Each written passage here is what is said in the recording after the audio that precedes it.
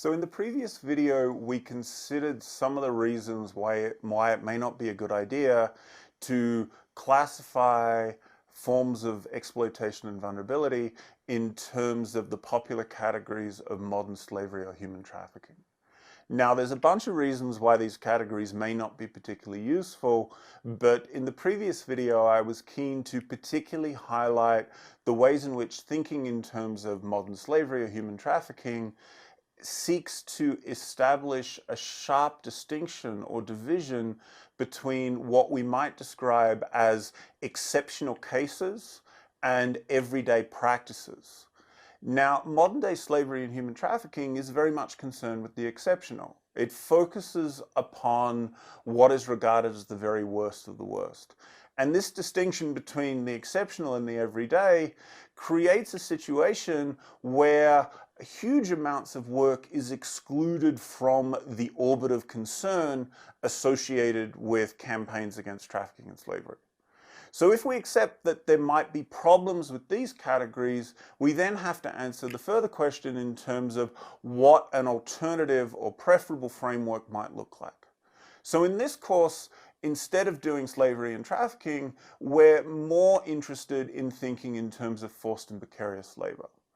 Now, it's important to emphasize at the outset that there's not a sharp or hard distinction between forced labor on the one hand and precarious labor on the other.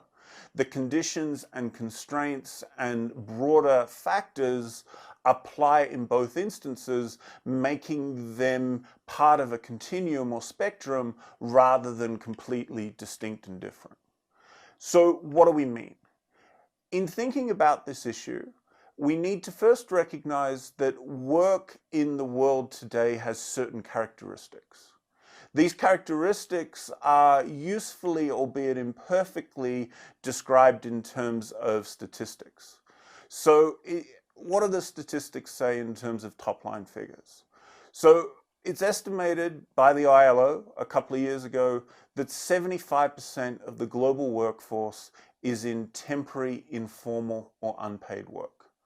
This means that only a quarter of workers in the world today have security of permanent contracts.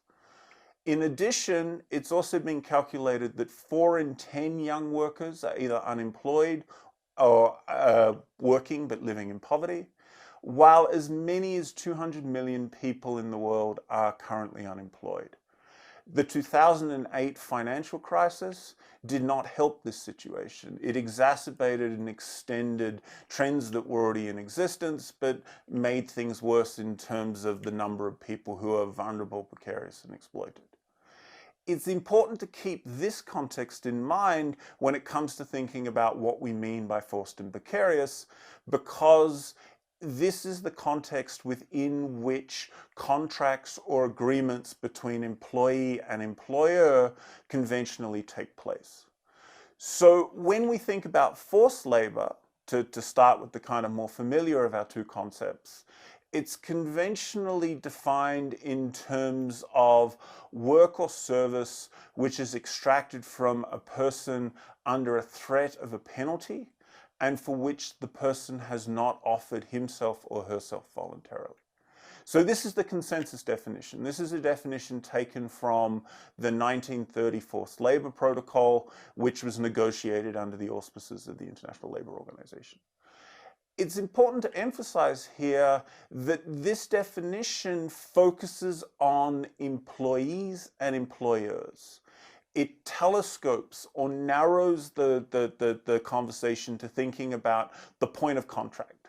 What does an employee do? What does an employer do?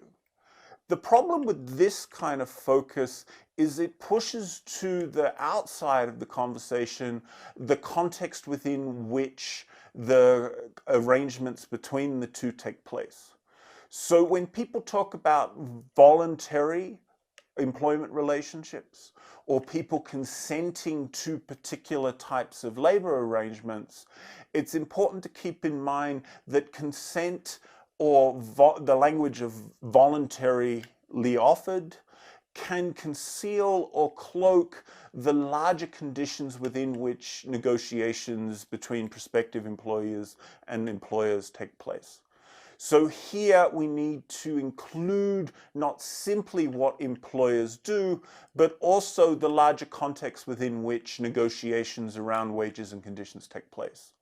So here we need to think about the lack of viable alternatives, the extent to which people are compelled by the need for food or the need to support their families and loved ones to take on positions under conditions that they would not have otherwise accepted if they had had other options.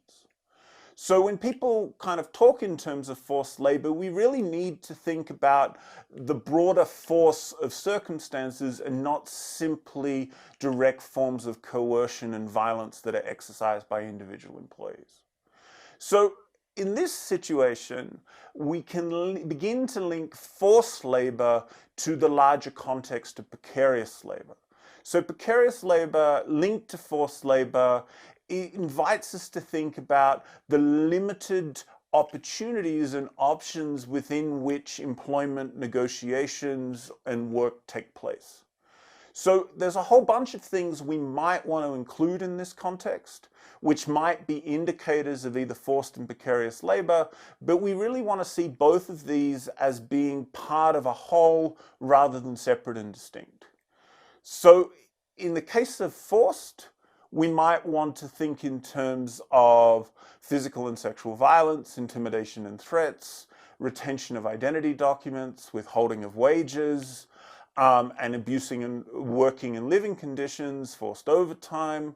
But these types of characteristics that are commonly associated with force very comfortably and consistently overlap with the broader spectrum of experiences that we classify and define as precarious labor, which we might want to think of here in terms of irregular and uncertain work, which in some cases is defined in terms of having a 0-hour contract where you have an employment contract, but your employer has no obligation to give you any work.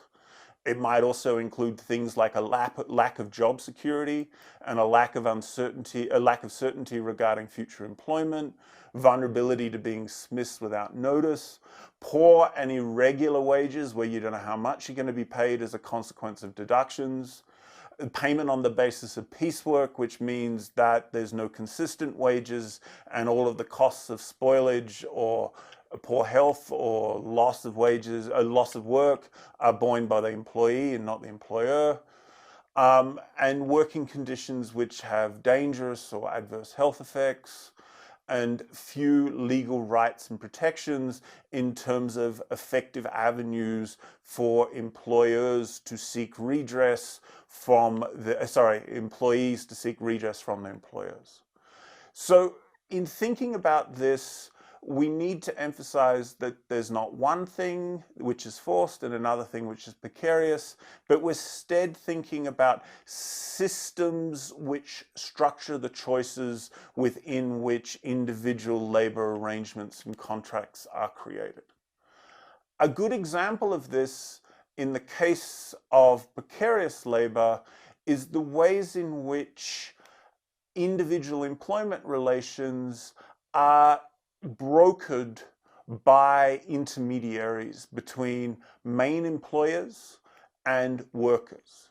So we have a good example of this here in South Africa, where Heineken, the multinational beer brewing company, employs a large number of workers to help in the production of beer, but Heineken does not employ any of these workers directly, but instead outsources work to a labor broker or a labor intermediary, which is used to create distance between Heineken, who is employing the workers to work in its factories, and Heineken, which asserts that these workers actually work for another company entirely, meaning that Heineken does not have any direct legal obligations to the people who can work in its factories for years.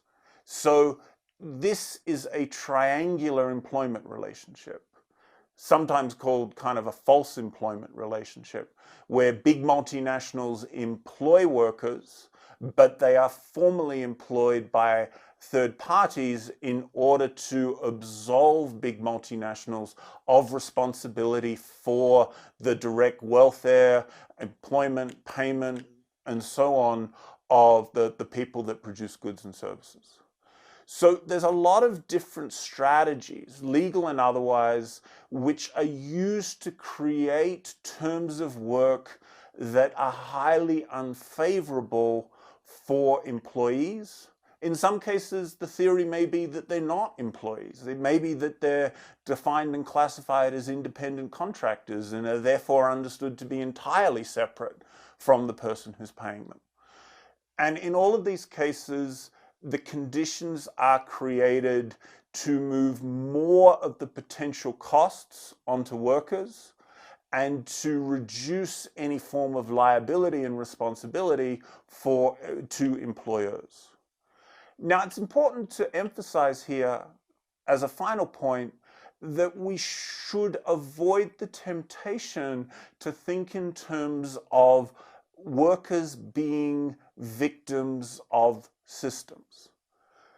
This is an important point because workers are adept at defending and advancing their interests.